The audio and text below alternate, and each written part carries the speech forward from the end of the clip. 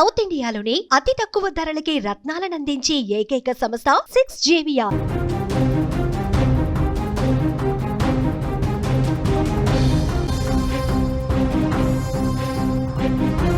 సిద్దిపేట జిల్లాలో వాగులో చిక్కుకున్న ముగ్గురు రైతులు క్షేమంగా బయటకొచ్చారు. సిద్దిపేట జిల్లాలో భారీ వర్షాలకు పోతారెడ్డిపేటలో వాగు ఉధృతంగా ప్రవహించింది. పొలానికి వెళ్లిన ముగ్గురు రైతులు బుధవారం చిక్కుకుపోయారు. రాత్రి నుంచి వారు సాయం కోసం ఎదురుచూపులు చూశారు. రాత్రంతా బిక్కుమంటూ ప్రాణాలు అరచేతిలో పెట్టుకొని సాయం కోసం ఎదురు చూశారు.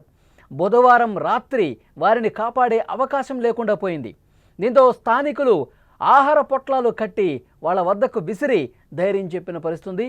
గురువారం ఉదయం ఆ రెస్క్యూ బృందాలు రైతులను క్షేమంగా బయటకు తీసుకొచ్చారు. రైతులు బయటకు వచ్చాక వారి కుటుంబ సభ్యులు కూడా హత్తుకొని కన్నీళ్లు పెట్టుకున్నారు. తమను క్షేమంగా బయటకు తీసుకొచ్చిన రెస్క్యూ బృందానికి ధన్యవాదాలు తెలిపిన పరిస్థితి ఉంది.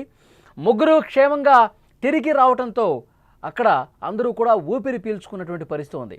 ఎందుకంటే మనం చూసాం, సిద్దిపేట జిల్లాలో దుబ్బాక, గజ్వేల్ నియోజకవర్గాల్లో వర్షం బీభత్సమే సృష్టించింది. ప్రజ్ఞాపూర్లో భారీ వర్షాలకు ఊర చెరువు పొంగి పొర్లింది. గజ్వేల్ ప్రజ్ఞాపూర్ ప్రధాన రహదారిపై వరద ఒక్కసారిగా పెరిగింది. మర్కుక్ మండలం చేపర్తి గ్రామ సమీపంలో కొండపోచమ్మ సాగర్ కాలువకు గండిపడింది.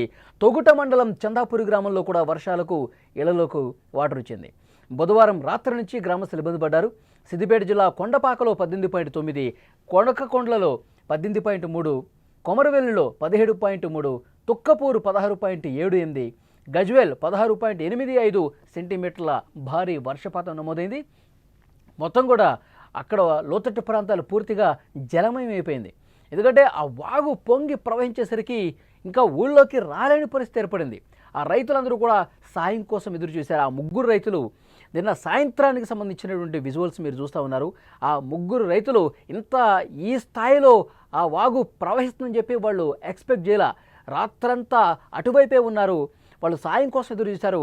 ఆ రాత్రి సమయంలో ఆ చీకట్లో వాళ్ళని కాపాడే ప్రయత్నం చేయలేకపోయారు. ఎందుకంటే అంత ఉధృతంగా, అంత వేగంగా ఆ వాగు ఏ విధంగా ప్రవహిస్తుందో మీరు చూడండి.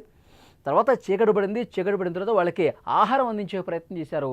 వాళ్ళకి ఇటువైపు నుంచి ఆ ప్యాకెట్లో నుంచి ఆహారం ఏ విధంగా విసిరేస్తున్నారు మనం చాలా స్పష్టంగా చూడొచ్చు. సో వాళ్ళు ఆహారం అందుకున్నారు, అక్కడే వాళ్ళు ఆహారం తిన్నారు, అక్కడే సేద తీరారు. ఉదయాన్నే, గురువారం రోజు ఉదయాన్నే వెంటనే డిఆర్ఎఫ్ సిబ్బంది అక్కడికి వెళ్ళారు. ఎన్డీఆర్ఎఫ్ బృందాలు, పోలీసు అధికారులు, అధికార యంత్రాంగం అందరూ కూడా శ్రమించి వాళ్ళని సేఫ్గా ఇటువైపు తీసుకొచ్చారు. అప్పటి వరకు కూడా వాళ్ళ కుటుంబ సభ్యుల్లో ఒకటే టెన్షన్, ఒకటే ఆందోళన. మా వాళ్ళు క్షేమంగా తిరిగి వస్తారా రారా? ఆ వాగులో వచ్చేటప్పుడు ఆ వాగు చూస్తే అంత వేగంగా ఉధృతంగా కనిపిస్తుంది. కాలు లోపల పెడితే చాలు కొన్ని కిలోమీటర్లు కొట్టిపోయేంత వేగంగా ఆ వరద కనిపిస్తోంది, ఆ వాగు కనిపిస్తోంది. దాన్ని దాటి రాగలరా అనే ఒక టెన్షన్ ఆ కుటుంబ సభ్యులకు కనిపించింది. వాళ్ళు చాలా ఆందోళన చెందారు. అధికారుల కాళ్ళు పట్టుకునే పరిస్థితుంది. ఎలాగైనా మా వాళ్ళని కాపాడండి, ఎలాగైనా మా ఫ్యామిలీ మెంబర్స్ని క్షేమంగా బయటికి తీసుకురండి, ఊళ్ళోకి తీసుకురండి సార్ అంటూ వాళ్ళు కన్నీళ్లు పెట్టుకున్నటువంటి పరిస్థితుంది. ఎప్పుడైతే ఉదయాన్నే అధికారులు రెస్క్యూ చేసి అక్కడ సహాయక బృందాలన్నీ కూడా శ్రమించి చాలా అంటే చాలా సేఫ్గా ఆ ముగ్గురు రైతుల్ని కూడా ఇటు తీసుకొచ్చారు. వాళ్ళని క్షేమంగా ఊళ్ళోకి తీసుకురావడంతో వాళ్ళ కుటుంబ సభ్యులు కూడా ఆ భావోద్వేగానికి లోనే అధికారులకు ధన్యవాదాలు చెప్తూ వాళ్ళ కుటుంబ సభ్యుల్ని తలుచుకుంటూ వాళ్ళు పట్టుకుంటూ రోధిస్తున్న పరిస్థితి కనిపిస్తుంది. ఒక్కసారి మీరు కూడా చూడండి.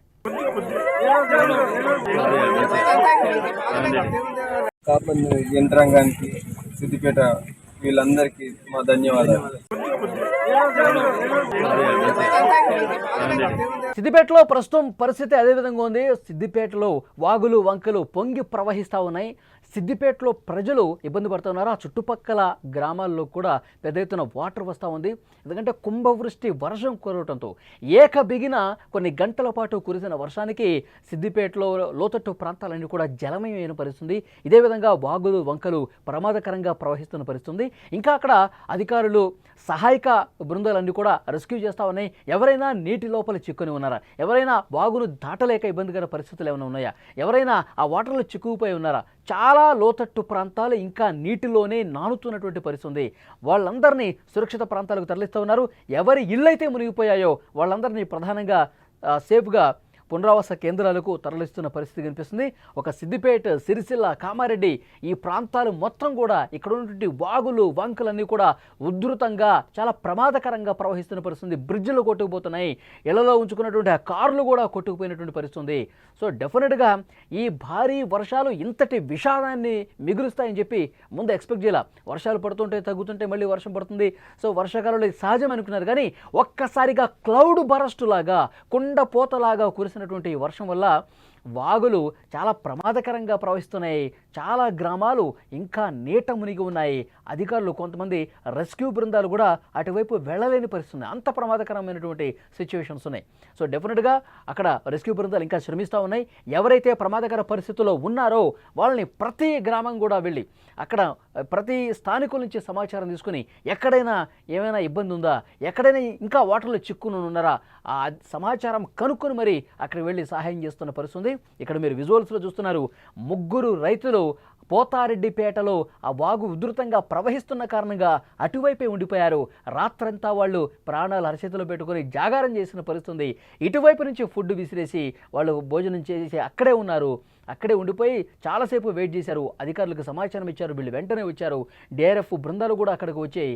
ఈరోజు ఉదయాన్నే వాళ్ళని సేఫ్గా గ్రామంలోకి తీసుకొచ్చినటువంటి పరిస్థితి ఉంది.